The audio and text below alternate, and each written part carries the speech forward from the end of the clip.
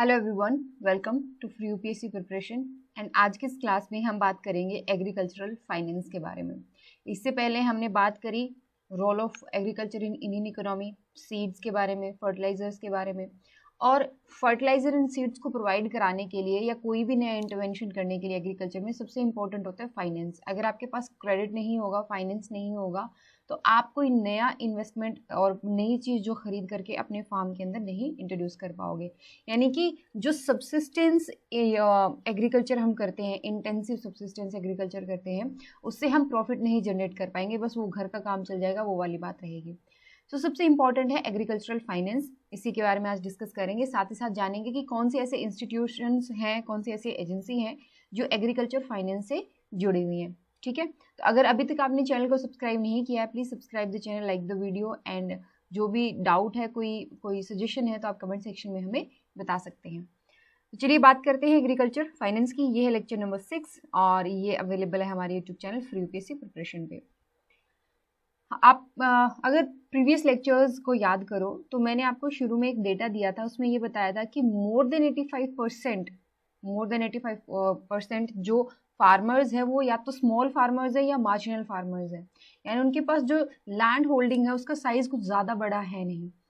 तो साथ ही साथ प्रॉब्लम एक ही है कि लैंड फ्रेगमेंटेशन है, दूसरा ये कि सेविंग्स ज़्यादा नहीं होती, क्योंकि हमारी जो एग्रीकल्चर है वो ज़्यादातर मॉनसून डिपेंडेंट होती है इरिगेशन के लिए। दूसरा ये कि हाई यील्डिंग वैरायटी सीड्स की जो कॉस्ट है वो काफ़ी ज़्यादा होती है, हर कोई अफोर्ड नहीं कर सकता फर्टिलाइजर्स वगैरह टाइम टू टाइम ऐड करना। तो कई बार क्या होता है कि जो चीज़ें ज़रूरी हैं फॉर हायर प्रोडक्टिविटी वो हम टाइम पे नहीं प्रोवाइड करा पाते, उसकी वजह से क्या होता है, प्रोडक्टिविटी ऑटोमेटिकली लो हो जाती है। And the main reason for that is the inadequate saving. ठीक है, साथ ही साथ और भी काफ़ी सारे फैक्टर्स हैं जो जुड़े हुए हैं, लेकिन जैसे जैसे हम आगे लेक्चर्स को कवर करेंगे then you get to know कि कैसे मार्केटिंग अच्छी ना होने की वजह से, ट्रांसपोर्टेशन सर्विस की वजह से, और भी बहुत सारे ऐसे रीज़न है जिसकी वजह से एग्रीकल्चर प्रोडक्टिविटी का सही फ़ायदा फार्मर्स नहीं उठा पा रहे। तो फाइनेंस एक बड़ा मुद्दा है, इसीलिए सफिशिएंट एंड टाइमली क्रेडिट, पर्याप्त भी हो, सफिशिएंट भी हो और टाइम पे भी मिले, वो ज़रूरी है, ताकि हम एक तो ये कि जो इनपुट्स होते हैं जैसे सीड्स, फर्टिलाइजर्स, पेस्टिसाइड्स, वो प्रोवाइड करा पाएँ। दूसरा, एक बहुत लंबा टाइम पीरियड होता है, आप क्रॉप को उगाते हो, शुरू में आपने बोया, उसके बाद में हार्वेस्टिंग करी, देन उसको बाद में आप सेल करोगे एग्रीकल्चरल प्रोड्यूस को। हो सकता है आपको अच्छा प्राइस मिलने में थोड़ा टाइम लग जाए, राइट। हो सकता है कि उसके प्राइस अभी मार्केट में इतने अच्छे ना हो, तो आप उसको थोड़ा स्टोर करके बेचना चाहो, तो एक जो पीरियड वो काफ़ी लंबा हो जाता है। जैसे कॉटन के एग्जांपल में, कॉटन का एग्जांपल लो आप, 6-7 महीने में तो फसल तैयार होती है, उसके बाद में उसकी आप हार्वेस्टिंग करते हो एक तरीके से, उसके बाद में फिर कहीं जा करके आप मार्केट में उसको सेल करते हो। तो एक लंबा पीरियड जो है उसमें ज़रूरत होती है बार बार कि आपके पास एक सस्टेनेबल और एक सफिशिएंट सोर्स ऑफ फाइनेंस हो। सोर्सेज ऑफ क्रेडिट क्या है, हम फार्मर्स की पर्सपेक्टिव से बात कर रहे हैं, तो इंस्टीट्यूशनल सोर्सेज हैं और नॉन इंस्टीट्यूशनल सोर्सेज हैं। इंस्टीट्यूशनल सोर्सेज वो सोर्सेज हैं जिनको हम फॉर्मल ऑर्गेनाइजेशन के थ्रू जो फाइनेंस हमें मिलता है, जैसे कमर्शियल बैंक्स हो गए, कोऑपरेटिव बैंक्स हो गए एंड रीजनल रूरल बैंक हो गए। नॉन इंस्टीट्यूशनल की अगर मैं बात करूं तो वही money lenders and landlords and other. ये क्या है, फिर एक तरीके से हम डेट ट्रैप के अंदर फंस जाते हैं इनके चक्कर में, क्योंकि इंटरेस्ट रेट काफ़ी ज़्यादा होता है और अनसस्टेनेबल वे ऑफ फाइनेंस इनका होता है, क्रेडिट काफ़ी अनसस्टेनेबल होता है, जिसकी वजह से जो पर्सन है जिसने पैसा लिया है, जिसने फाइनेंस लिया है, वो और भी उस विशियस साइकिल के अंदर फंस के रह जाता है। फिर बात करते हैं टाइप्स ऑफ लोन। तो इसमें मैंने 2 टाइप से चीज़ों समझाने की कोशिश करी है। एक तो है बेस्ड ऑन टाइम, भी आपने 15 महीने के लिए लोन लिया, 5 साल के लिए लिया, 5 साल से ज़्यादा के लिए लिया। और दूसरा है यूजर्स के बेस्ड पे, कि प्रोडक्टिव लोन है, कंजम्पशन के लिए आपने लिया, या फिर वो लोन ख़राब है। ठीक है, उस पर्सपेक्टिव से हमने इनको डिवाइड किया हुआ है। तो सबसे पहले है बेस्ड ऑन टाइम। अगर आप फोकस करेंगे शॉर्ट टर्म लोन, तो ये मिलता है आपको 15 मंथ तक।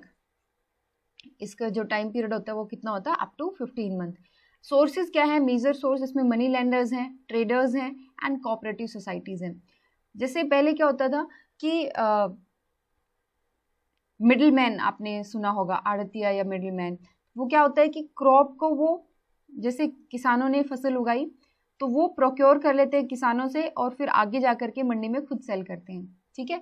इसके अलावा अभी तो उसका जो रोल है वो काफ़ी कम हो चुका है। ट्रेडर्स, जो व्यापारी होते हैं, जो मनी लेंडर्स हैं, साहूकार होते हैं, कोऑपरेटिव सोसाइटीज, वो एक मेन सोर्स है for the short term loan. Short term loan किसके काम आता है? फर्टिलाइजर में, पेस्टिसाइड्स में, सीड्स में, यानी कि जो इनपुट्स होते हैं उनमें शॉर्ट टर्म लोन का ज़्यादा यूज होता है। देन मीडियम टर्म लोन की अगर मैं बात करूँ तो ये 15 मंथ से 5 ईयर तक होता है। ये मेन सोर्सेज है money lender, cooperative societies and commercial bank. ये किस लिए चाहिए होता है आपको? Repair and maintenance of well, procurement of agricultural implements etcetera. भी किसी ने थ्रेशर खरीदना है, किसी ने कुछ और खरीदना है एग्रीकल्चरल इम्प्लीमेंट के लिए, या फिर किसी ने इरिगेशन से रिलेटेड कुछ नया इन्वेस्टमेंट करना है, ठीक है। वेल खराब हो चुका है, उसको इम्प्रूव करना है, ट्यूबवेल में कुछ चेंज करना है, तो उसके लिए। लॉन्ग टर्म लोन की अगर मैं बात करूँ तो ये 5 साल से ज़्यादा के लिए आपको मिलता है और मेजर इसके सोर्सेज क्या है? Cooperative societies and rural development bank. किस लिए होता है? ताकि हमारी जो कल्टीवेशन स्ट्रेटजी है उसके अंदर हम significant long term structural changes ला सकें, इसीलिए लॉन्ग टर्म लोन लिया जाता है। चलिए बात करते हैं। अच्छा, एक चीज़ इससे समझ में आ गई कि शॉर्ट टर्म लोन पे नॉन इंस्टीट्यूशनल क्रेडिटर्स ज़्यादा हैं और जैसे जैसे लोन का जो टाइम पीरियड है वो बढ़ता जाएगा तब इंस्टीट्यूशनल क्रेडिटर का रोल ज़्यादा इंपॉर्टेंट होता जाएगा। अब बात करते हैं type of loan based on uses. तो पहला होता है प्रोडक्टिव लोन। इसमें क्या होता है कि आपने लोन लिया, लोन लेकर के आपने एग्रीकल्चर के ऊपर ही उसको इन्वेस्ट किया, एग्रीकल्चर के ऊपर ही उस पैसे को लगाया ताकि आने वाले टाइम में आपको अच्छे रिटर्न्स मिले, आप उस लोन को भी वापस दे पाओ और आपकी जो फाइनेंशियल सेविंग्स है या आपकी जो फाइनेंशियल हेल्थ है वो भी इम्प्रूव हो पाए। तो प्रोडक्टिव लोन्स क्या होते हैं? ये यूज किए जाते हैं to improve the agricultural production. Money lenders, cooperative societies और जितने भी बैंक हैं उनसे हम प्रोडक्टिव लोन ले सकते हैं। ये देने वाले पे डिपेंड नहीं करता कि लोन प्रोडक्टिव है कि कंजम्पशन है कि अनप्रोडक्टिव है, ये यूज करने वाले पे डिपेंड करता है कि मैंने जो पैसा लिया है एग्रीकल्चर का बोल करके वो पैसा मैं कहाँ पे यूज करने वाला हूँ या कहाँ पे यूज करने वाली हूँ। क्या मैं उसको एग्रीकल्चर में ही यूज करूंगी या फिर मैं अपनी बेसिक नीड्स को फुलफिल करने के लिए उसको यूज करूंगी, या मेरे घर में कोई शादी है, कोई फंक्शन है, मैं उसको करने के लिए उस पैसे को यूज करूंगी। तो पहला तो है प्रोडक्टिव, दूसरा है कंजम्पशन। कंजम्पशन में क्या होता है? इसमें इनफॉर्मल सेक्टर भी डोमिनेट करता है, जैसे मनी लेंडर्स हैं, रिलेटिव हैं। इसमें क्या होता है? बेसिकली सब्सिस्टेंस और बेसिक नीड्स को फुलफिल करने के लिए ये लोन लिया जाता है। Then comes the unproductive. Unproductive में इनफॉर्मल मनी लेंडर्स और रिलेटिव यही होते हैं।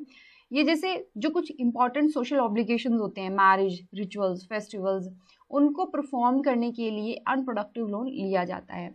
दूसरी चीज़ ये कि ये हम बात कर रहे हैं एक एग्रीकल्चरल हाउस होल्ड के पर्सपेक्टिव से, ठीक है, कि एक एग्रीकल्चरल जो हाउस होल्ड होता है वो जो पैसा लेता है लोन का बोल के वो किस में यूज करता है, ठीक है जी।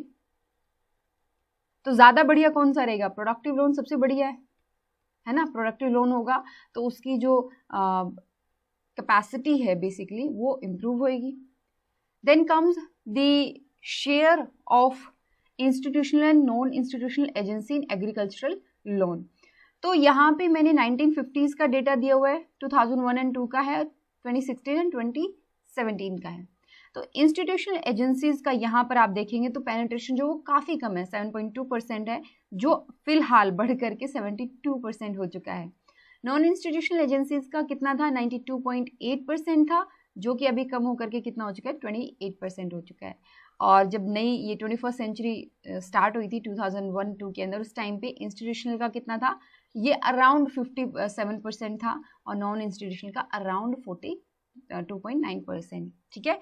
और इंस्टीट्यूशनल एजेंसीज में भी ये चीज़ भी याद रखिएगा, among institutional agencies agricultural loan disbursement by scheduled commercial bank is the highest. Cooperative banks भी हैं, रीजनल रूरल बैंक भी हैं, ठीक है। इन सब में शेड्यूल्ड कमर्शियल बैंक का जो शेयर है वो सबसे ज़्यादा when it comes to the disbursement of agricultural loan, ठीक है जी। अब बात करते हैं, there are certain challenges in agricultural credit sector. क्या क्या है? पहला तो ये कि इंस्टीट्यूशनल क्रेडिट को एक्सेस करने में एक बहुत बड़ी प्रॉब्लम है। हो सकता है कि आपके पास प्रॉपर डॉक्यूमेंट ना हो, और दूसरा आपको ये ध्यान रखना होगा कि हम लोन किसको दे रहे हैं? एग्रीकल्चरल हाउस होल्ड्स को दे रहे हैं, एग्रीकल्चरल वर्कर्स, फार्मर्स, उनको दे रहे हैं, राइट। तो इतने ज़्यादा अवेयर नहीं होते वो, मैं जनरल ट्रेंड की बात कर रही हूँ, इतने ज़्यादा अवेयर नहीं होते वो। तो कई बार क्या होता है कि प्रॉपर लीगल फ्रेमवर्क गवर्नमेंट के द्वारा प्रोवाइड नहीं करवाया जाता है, और कई बार क्या होता है कि रिकॉर्ड की कमी की वजह से क्या होता है, उनको इंस्टीट्यूशनल क्रेडिट नहीं मिल पाता। देन जो क्रॉप प्रोडक्शन है उसके लिए तो फिर भी लोन मिल जाएगा, लेकिन जो अलाइड एक्टिविटी है, for example live stocks, forestry, fisheries, उनके लिए एग्रीकल्चरल क्रेडिट का जो लेवल है अभी भी अवेल करने में वो सब ऑप्टिमल है, यानी कि पोटेंशियल जितना हम उसका अचीव नहीं कर पाए। Then there are regional disparity in agricultural credit, कुछ एरियाज में बहुत अच्छा परफॉर्म किया जा रहा है इंस्टीट्यूशनल क्रेडिटर के द्वारा, कुछ एरियाज में बहुत कम है। Then loan waiver by state government have affected the credit culture in country, उनको लगता है कि सरकार माफ तो कर ही देगी तो क्या लोन वापस करना है, वो डिले करते जाते हैं, और अल्टीमेटली गवर्नमेंट जब नया इलेक्शन होता है तो गवर्नमेंट जनरली यही देखने को मिला है कि लोन वेव कर देती है, लोन माफ़ी कर देती है, ठीक है। इसके अलावा एक चीज़ मैं आपको बताना चाहूँगी कि यहाँ पर जो लोन डिस्ट्रीब्यूट किया जाता है बाय द बैंक्स, उसमें RBI की गाइडलाइन के अकॉर्डिंग आपको कुछ PSL norms, priority sector lending norms का पालन करना होता है। तो आपको कमेंट सेक्शन में बताना है कि प्रायोरिटी सेक्टर लेंडिंग के अंदर क्या एग्रीकल्चर इंक्लूड किया गया है, ठीक है, और किया गया है तो कितना परसेंटेज है, ओके, ये इंपॉर्टेंट है, आप कमेंट सेक्शन में जरूर बताइएगा। Then there are certain government initiative, मैं यहाँ पे कुछ इंपॉर्टेंट इनिशिएटिव का ही जिक्र कर रही हूँ। तो पहला है यहाँ पे किसान क्रेडिट कार्ड। किसान क्रेडिट कार्ड नाबार्ड के द्वारा डिज़ाइन किया गया था, नाबार्ड के बारे में भी हम जिक्र करेंगे। नाबार्ड के द्वारा इसको डिज़ाइन किया गया था और 1998 के अंदर किसान क्रेडिट कार्ड यानी KCC को इंट्रोड्यूस किया गया। ये शॉर्ट टर्म फॉर्मल क्रेडिट है। आपको अगर याद होगा तो मैंने बात करी थी कि शॉर्ट टर्म के अंदर जनरली ये देखने को मिला कि नॉन इंस्टीट्यूशनल क्रेडिटर का ज़्यादा इंपॉर्टेंट रोल है। तो यहाँ पर उसी चीज़ को ठीक करने के लिए शॉर्ट टर्म फॉर्मल क्रेडिट के तौर पे KCC को बनाया गया। यहाँ पर क्या होता है, हर एक किसान को एक KCC दी जाती है, KCC पासबुक दी जाती है ताकि वो कैश क्रेडिट फैसिलिटीज़ को अवेल कर सके। इसमें सिर्फ क्रॉप प्रोडक्शन से ही के लिए ही नहीं, फिशरी, एनिमल हस्बेंड्री के जो बेनिफिशियरी हैं वो भी KCC अवेल कर सकते हैं। एज लिमिट क्या है, 18 से 75 साल तक। वैलिडिटी कितनी है, 5 साल तक। इसमें अगर आप 1.60 यानी 1.6 लाख तक का अगर आप लोन लेते हो तो आपको कोई भी कोलेट्रल नहीं चाहिए होता है। कोलेट्रल मतलब आपको कुछ भी चीज़ गिरवी नहीं रखनी होती है। देन इससे ऊपर का अगर आप लोन लेते हो 2 लाख 3 लाख का, तो फिर आपको कुछ ना कुछ कोलेट्रल के तौर पे प्रोवाइड कराना होगा। अब मान लो आपने KCC ली, तो कुछ ऐसे नोटिफाइड क्रॉप हैं, कुछ ऐसे नोटिफाइड एरियाज हैं जो कि क्रॉप इंश्योरेंस के अंदर कवर किए गए हैं for all the KCC loan. And then अगर KCC लेते टाइम किसान चाहे तो वो पर्सनल एक्सीडेंट इंश्योरेंस भी ऑप्ट कर सकता है, पर्सनल इंश्योरेंस, एक्सीडेंट इंश्योरेंस भी ले सकता है, लेकिन ये कंपलसरी नहीं है, ये किसान की मर्जी के ऊपर है कि वो लेना चाहे या ना लेना चाहे। उसके बाद आता है इंटरेस्ट सबवेंशन स्कीम। इसमें क्या होता है कि आपने लोन लिया तब इंटरेस्ट रेट कुछ और था, लोन लेने के बाद में कुछ टाइम के बाद में जो इंटरेस्ट रेट है वो काफ़ी कम कर दिया गया। तो under this farmers can avail concessional crop loan up to the 3 lakh at 7% rate of interest. लेकिन अगर आप टाइम पे रिपे करते हो, 7% इंटरेस्ट पे आपको शुरू में मिला, फिर आपने टाइम पे लोन देना शुरू किया, तो इंटरेस्ट रेट आपका कितना हो जाएगा, 4% पर एनएम के हिसाब से चार्ज होगा। तो ऑब्वियसली मेन मकसद क्या है इसका, to make the credit available at affordable price और अफोर्डेबल रेट। देन आता है माइक्रो फाइनेंस इंस्टीट्यूशन के बारे में।